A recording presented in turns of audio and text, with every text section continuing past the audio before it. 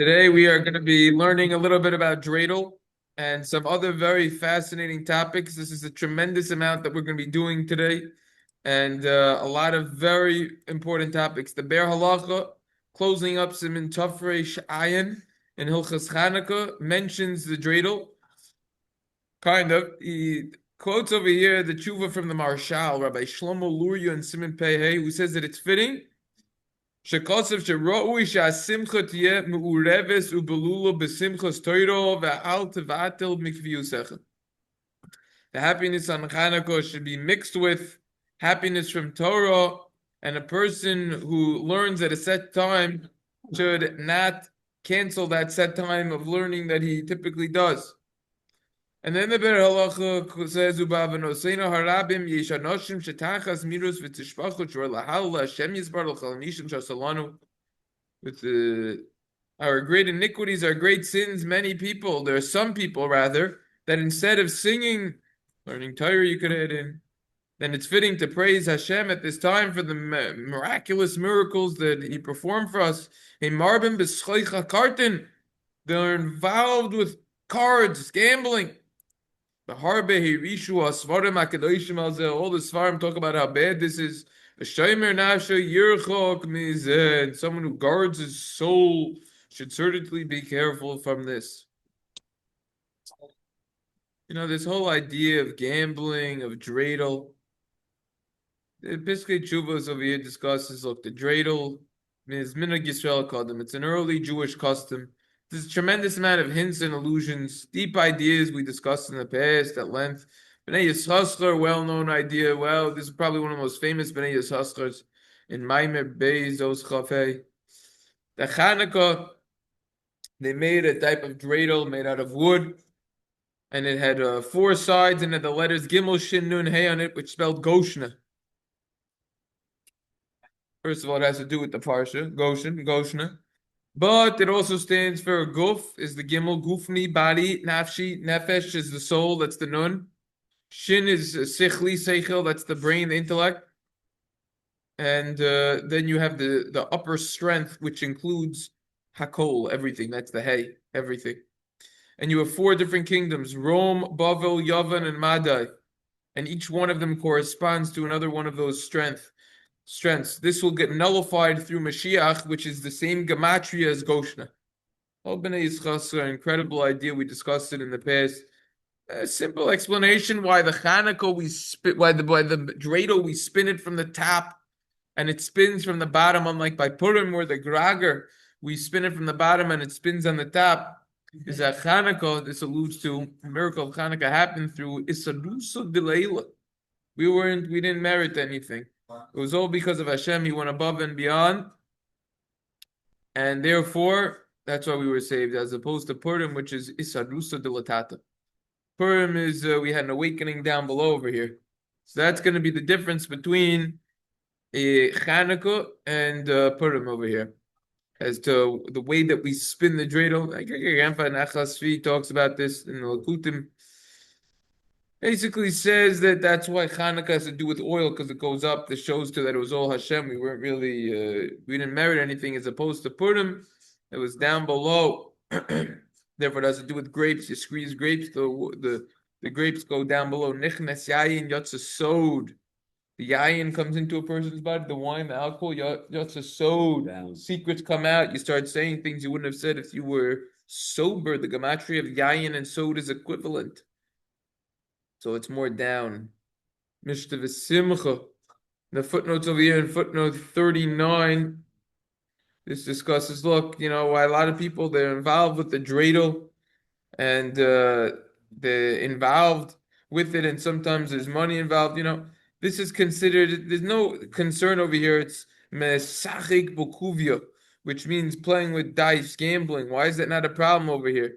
So the Belzer Rebbe, others say that the idea over here is no, because even though you're going to say, right, you're going to say asmachta loikanya. Asmachta loikanya means that even if, let's say you have a group of kids and they're sitting together and they're playing poker for money. So if when a person wins all the money, let's say from that, or a lot of money, Guess what? Even though everyone says beforehand, no, this is entertainment, I'm gonna put 50, 100 on the table, whatever, I don't care if I lose it. Even though technically it's entertainment and everyone's moichel, everyone doesn't care still. Lach is a smachta lokanya. It's not a valid acquisition. It doesn't help.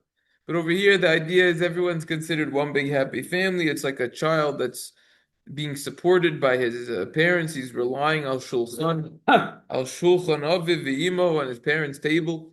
And therefore, we're all like Yishtachad Levachad, we're all like one heart, and it doesn't matter, no one really cares. Okay, interesting idea, perhaps, of saying this idea over here. This is basically the idea. Another idea is the Avnei Nezer, the sucker chover. He wants to say that look, the dreidel would help keep the kids up so they wouldn't go to sleep, and we want them to be up for the menorah. That's why the dreidel came along. The classic reason is down over here in the Otzim and Hagi Yeshudun. Man, you bring this that during the time of Chanukah with the Greeks and everything, they said you can't learn Torah. When the Greeks would come in, they would pretend that they were playing dreidel instead of learning Torah. So that's a classic. Many, many ideas behind dreidel. Many, many reasons for this. Anyways, this is the idea over here with the whole dreidel situation. Now we have over here, before we move on, the Dershu Mishna Berura on this. You know what? Scratch that. Before we do the Dershu, let's take a look at those Vahadar Mishna Berura, because they're gonna have some notes over here. This is going on the Be'er Halacha commenting. Number one, playing with the cards bittul Torah. You could be learning instead. It's a waste of time. It could lead to lightheadedness, to laughter. That's not good. And there's a concern of theft, of gezel, because we hold the Choshen Mishpat, as we said before, in Simin Reish Zayin Sif Yud Aleph Hasmachta Loy Kanya, which means, like we just said, even though everyone says I don't care if I lose money and if someone else takes it, it's not a valid acquisition. So therefore, it's considered that someone is taking money from his friend uh, in a prohibited manner, so to say. That itself is a major discussion. But so that's going to be an issue over there. And the footnote says like this: this developed in an early time because they said, okay, you can't be involved with such activities the rest of the year. However, they came along and they say, all right, Chanukah and Purim, you could be involved with it. If it's a day where there's no tachdon, right? So that's what they said. Also, the Sefer Noyik Yitzhak Yosef says this in all of the congregations. They made a decree not to be involved with any sort of these activities except for Chanukah and Purim. However, it got worse and worse as time went on. Shal Shuvas Chavos Yair, Simon Kuf Vav already says that when I was younger, the Nehirna Kad Havina Talia Nimnu Varabu Bale Takanu Suberoishim Adoni Avi Hagoin Horash Hasal Lishano Ismina Kodam Anog Shalotzoko Lashana Makmi Chanukah. They already wanted to change this custom. When I was younger, and my father was very upset. These are days where we're supposed to be commemorating the tremendous miracles that occurred, and we're supposed to give thanks and praise to Hashem, and now a person's involved with this. And he said, I wanted to say that it's going to be a problem. Um, so I want to say that it's a problem, right? And I wanted to say that, so they don't like this idea over here. They have the chidot, the yabits, the morixia have tremendous length about it. They don't like it. Kedushas Levi says a person should be learning more. That's what these days are about. Chanukah, and about the light. Don't be involved with such activities. He's talking about the cards, of course. Especially, I saw that a lot of people that they're involved with these cards, right? And he gives the cards a shout out over there. And the cards have a klipa. It's a bad Kabbalistic negative type of force that's involved with it. He says it's not even fitting to mention. And so therefore I want to remove this stumbling block. You could obviously see that he certainly isn't happy about the card playing over here. I want to remove the stumbling block from people's house. And then he says, you should know, my brother, how many stumbling blocks come from this. Number one, you're going to forget to fear Hashem. Number two, you look like you're going to be a thief. Number three, you're making yourself impure. and therefore he doesn't like it over here. You should be involved more with Torah and mitzvahs. You want to look more about this? Look in the Shulchan Shlomo and Hilchos Purim, some Tafresh Pei Daled Vav, as well as the Aruch HaShulchan Siftes. Look the cards. Just stay away from it. Rabbis don't like it. Let's just quote what the Dershu over here relates on this. Well, they actually discuss commenting on that line of the Be'er Halacha. You shouldn't refrain from your learning session, the times that you typically learn. They say regarding the halacha of Dorish and Hilchos Chag B'Chag, you learn about the halachas of the Yontif on the Yontif itself, right?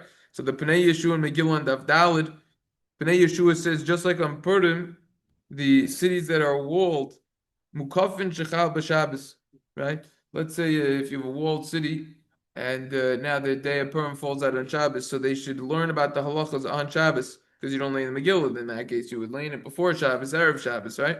As is discussed in Siman Tov Reish Pei Chesed Vav, of course, the Gemara Mishna Berura over there is called in Zion. So still, you should learn about the halachas of Purim on Purim. That's what we see. It's an enactment from Moshe. You need to learn about the halachas of that yontif on that yontif. It's a Gemara Megillah that discusses this. So the same would apply on Chanukah. Similarly, Rav Yosef Chaim Sonnenfeld in the Shailos Shuva Shamos Chaim in Siman Shin Pei Zayin says it is obvious that it is correct to learn about the halachas of Chanukah on Chanukah. That's what the Beis Halevi also says, that in these countries, I saw that some people have accustomed to learn the parak of Bama Madlikin. That's referring to the second parak of Masechet Shabbos in particular, Daf Chafal Chabeis Chav Gimel, which deal with the halachas of Chanukah. And he actually comments on the halachas. There's Beis Halevi's on those sugyas over there. Does anyone say it's too late? Does anyone say it's too late? What? Does anyone say that it's too late to learn, the day of? No, what do you mean too late? We're saying do you have to learn even if you learned before? Hazara. Yeah, whatever it is, you learn about it more. There's always more to learn, even new. Yeah. All right. Now, regarding the learning yeshiva for kids, the Aruch HaShulchan and Yoreh De'asim and Reish Mem Hey Sif Yud Beis says that the custom is that at the end of the day, that they don't need to learn. Meaning the rest of the day they need to learn, but at the end of the day they can take a little break on Rosh Chodesh and on Chanukah, according to the custom to celebrate and all the festivities and what everything is about, etc. And that's the idea over here. Now, if you have a person who it's very difficult for them to sit and learn, so the Shailos Tshuva Shalmas Chaim over there in Siman Shin Pei Dal to Shin Pei Vav says it's better you should be involved with the dreidel and the like rather than just sit around doing nothing, because sitting around doing nothing brings a bad mental state, as we already learned earlier on Sifal from the Gemara in Ksubas. And that's the idea over here.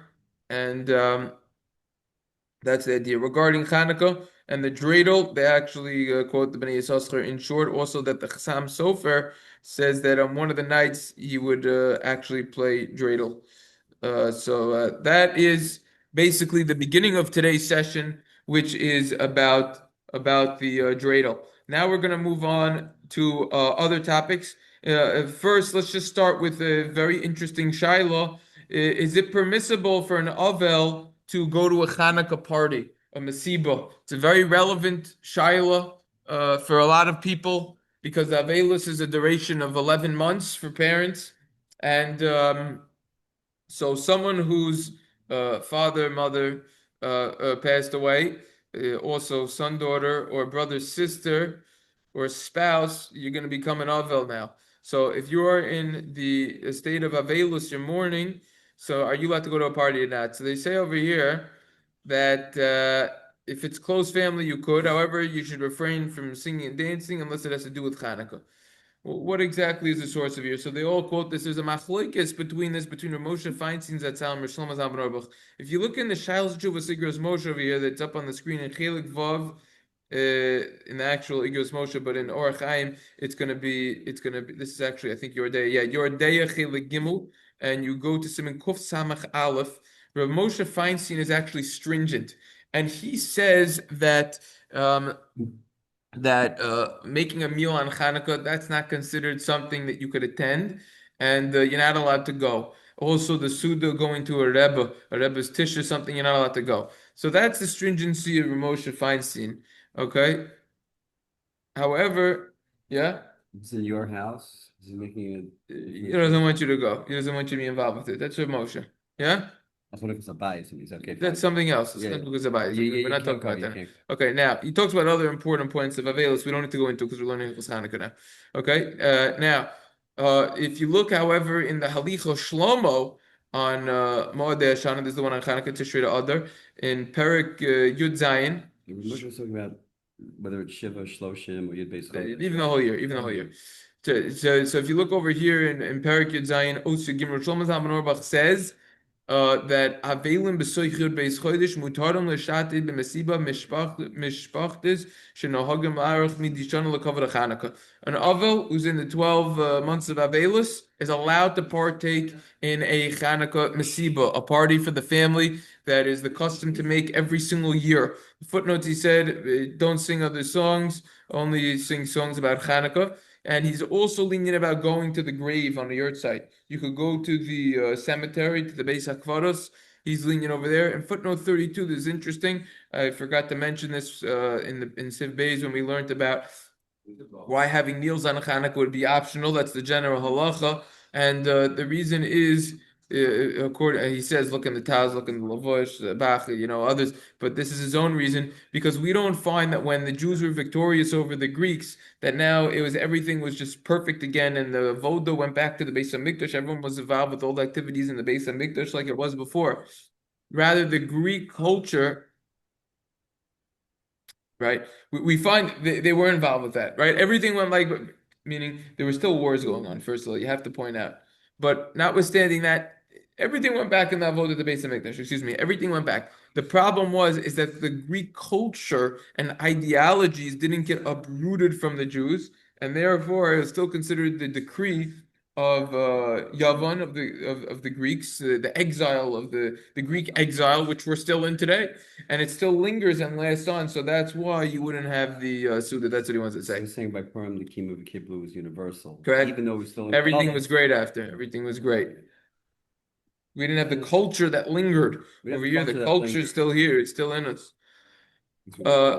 Footnote 33 over here, he says this is why you could go to Rebbe's Tish on Chanukah also, because the main idea is you want to see the lighting of the menorah, and you want to do it for spiritual reasons. He actually puts Moshe Feinstein's tshuva in parentheses and said, by the way, Moshe Feinstein prohibits this, which is nice of them to mention.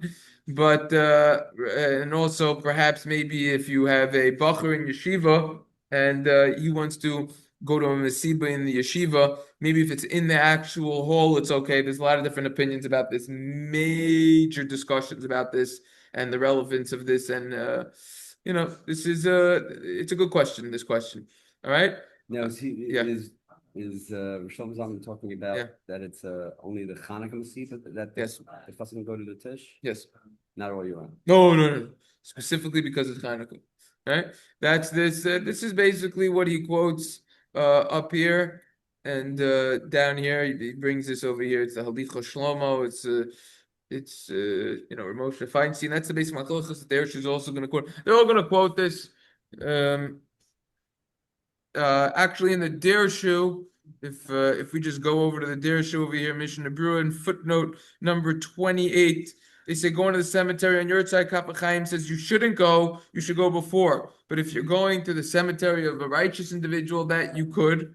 We already saw. They quote over here. Actually, the Gesher Chaim says nowadays the custom is to go to the cemetery during Shiva, Shloshim, or on the yurt site. But that's what he wants to say. Also, that's what Shlomo Zalman Auerbach says, like we just saw, and Rav Yisrael Eliashiv, as well as Rav Vosner, Shevet Alevi. So you see that most seem to say that you could, in fact, go to the cemetery regarding Hakamas Matzeva, which means the erecting of the tombstone that they do. Wait, why would they? Why would you not be able to? What? Why would you not be able to? Because it's Yemei Simcha, the Rambam says. Yeah. Happy time. We're going to be learning about it more. We're doing it a little backwards today. We're going to see more as we continue today in the remaining 10 minutes that we have. So regarding the erecting the tombstone, so the Shal Jun Minchas Yitzchak Gimel Siman Aleph prohibits that, since the custom is typically to eulogize when you do so. However, it implies that if you wouldn't eulogize, then it would in fact be permissible. I thought that they also put in here the machlokas between Rav Shlomo Zalman Auerbach and Rav Moshe Feinstein. Don't seem to see it at the moment over here. What's the Shevet Levi say? He says you go to the cemetery. Oh yeah, it's in the back. In the back over here, in footnote number 34. Could you go? So they quote this machlokas between Rav Shlomo Zalman Auerbach and Moshe Feinstein. You could also look in the Shalmi Moed and Perik Nun Gimel on this. So they talk about that. All right, with the remaining 10 minutes, let's try to wrap up this entire siman. I'd like to get it in all in one session. That would be lovely. Let's see if we could do it. It's a fair amount. I think we could definitely do it. The Shulchan Aruch says, you're not allowed to make a eulogy for anyone unless there's a wise person. For Talmud Chacham, a scholar, Torah scholar. You don't fast on the day that your parent passed away. If your parent's yurtzai falls on Chanukah, the Ramah says that the custom is not to fast. Typically, there is a custom to fast, so now the Ramah says the custom is not to fast. Regarding fasting for a bad dream, look over there. Look in hilchos, Rosh Chodesh Simin Tavchav, and the Ramah. Look later on in Simin Tavreish Pei Gimel. So it's basically the Ramah is saying, look here, look there. He's not saying much. The Mishna Berura comes along and says you can't fast. Kanizgal Sif Aleph, like we learned earlier in Sif Aleph. The Gemara says that it's not a time of eulogies, it's not a time of fasting on Chanukah. Let's say a person transgressed, violated this halacha and fast on the day of his yurtzeit of one of his parents, or for a bad dream. Now you need to fast after Chanukah to atone from the fact that you fasted when you weren't supposed to fast on Chanukah. Look in Derech Chaim Derech Chaim, what he writes regarding this. Look earlier in Hilchos Rosh Chodesh Shasham Kosav, over there it's written She'in Omer B'Yom She'in Omer Bo Tachnin. Siddur Hadin, the special prayer that is said when you bury someone, saying that that it's all good, Hashem has ways we can't understand it, and decrees, and we accept it upon ourselves, etc. Beautiful prayer. He says that we do not say this on a day that we do not say Tafnun. It's also later on in Simin Tafresh Pei Gimel. But before and after, it appears that you don't need to be stringent regarding Siddur Hadin. I'm a Kaiman Simin Tafresh Pei Vav. So again, before Chanukah, after, you would be able to do it. Look in Hilchos Purim, the Linyan Hespe Gufa, Harv Mekilim regarding a eulogy. Many are lenient to give it before or after Purim.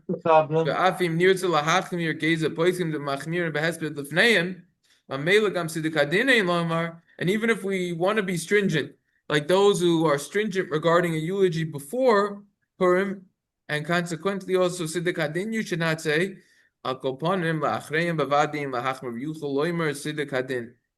nevertheless, after Chanukah, certainly you don't need to be stringent, and you would be able to say Siddur Hadin after Chanukah.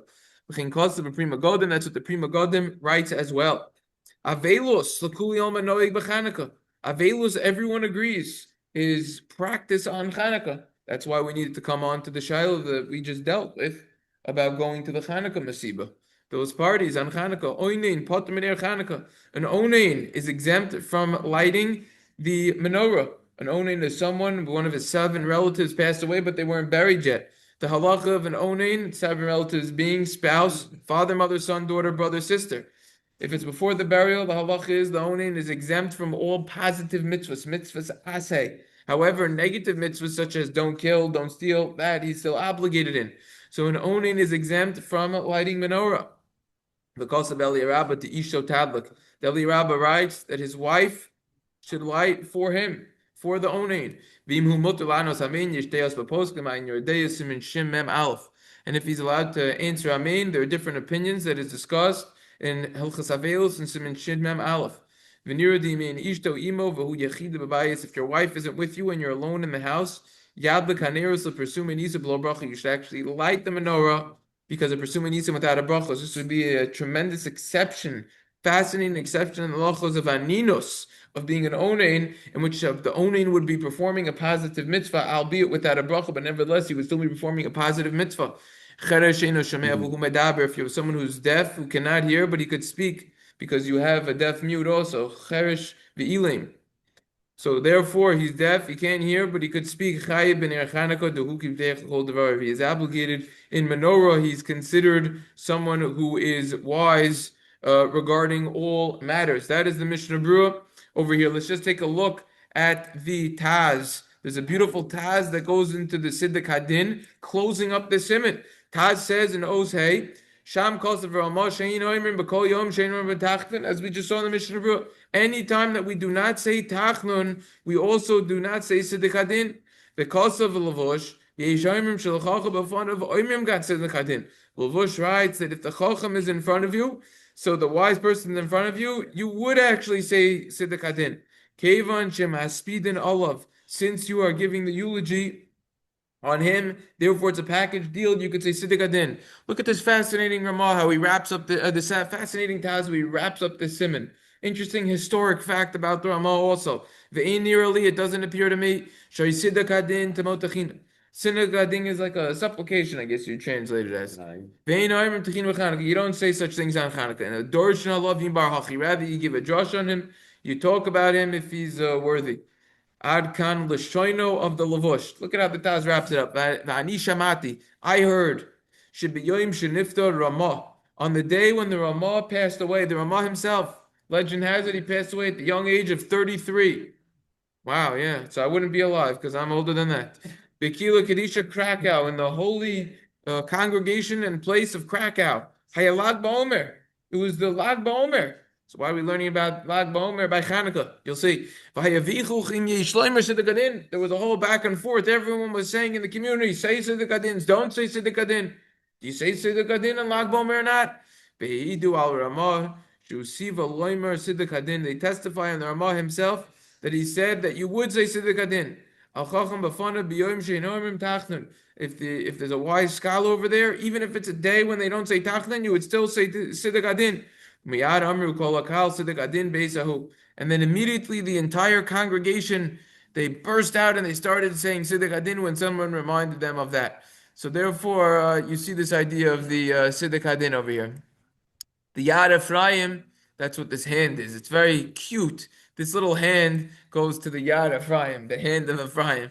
So the Yad Ephraim comments on this and he says, Mikol Makom Mechaniko Upurim Sheish B'hem Isser Medin HaTalmud Ein Lo Yimer Siddiq Hadin. Wow. On Chanukah and Purim itself, where there's a prohibition from the Gemara, see the Gemara in Shabbos Chaf Aleph, about eulogies and the like, you would not say Siddiq Hadin, see over there. And that's what the Magen Avraham says as well in another place. So important Yad Ephraim over there. Major discussion as we see about the Siddiq Hadin and if you would do it or not. The Mishna Berura himself, it seems like doesn't like it either, based on what the Ramah says. So after Chanukah, you could. Just one miscellaneous point over here regarding a few ideas over here. Oh, is it possible? No, just to mention, I know we have. I was, through other thing we mentioned, like Gedolim, who, what their minhag is on Hanukkah, but like, I know, people that really, a lot of people that fasted during, the whole. There's people that fast every day, or like people who. You're not allowed to on Chanukah. We Well, just I'm said. saying, no, I'm saying so. For example, using names like Reb Steinman, or I don't know what your source is, but you're not no, allowed to. no, That's what no, we I'm no, I know. I'm not saying. I'm saying what their minhag would be on what their minhag was would be on not to Hanukkah. fast. The minhag would be not to fast. Let's just with Do the they wash? Do they? the They halacha must would have be not to washed? fast. Because like Reb Steinman. Okay, let me just address this because we're running out of time. Okay, I just want to address these few points. The reason the Mishnah Berura over here says that if this is quoted in the Dereshim footnote 31, Mishnah Berura says that Siddiq Hadin is not a eulogy. It's accepting the decree of what Hashem did, and it could lead to eulogies also. That that on a day when you would say Siddiq Hadin on Erev Chanukah. Okay, so okay, now that's some. So this is talking about in Siman Tovchav Tes and Hilchos Pesach that you would say Siddiq Hadin on the eve of Chanukah, even if it was after halachic midday. That's the idea over here. If the onain is lighting on the first night of Chanukah, in footnote 35 in the Dersh, Shlomo Zalman Auerbach says that you will light it on you would not say shechianu. When the onain, when if someone else lights for the onain, when the onain would finally light, he would not say shechianu. And also, if you're going to eulogize someone on Hanukkah, it would be very, very concise. The Gesher Chaim says, footnote 39, they quote it. Very, very short for the eulogy. Regarding the fast, David, you're not allowed to fast on Hanukkah, so I have no clue what you're talking about.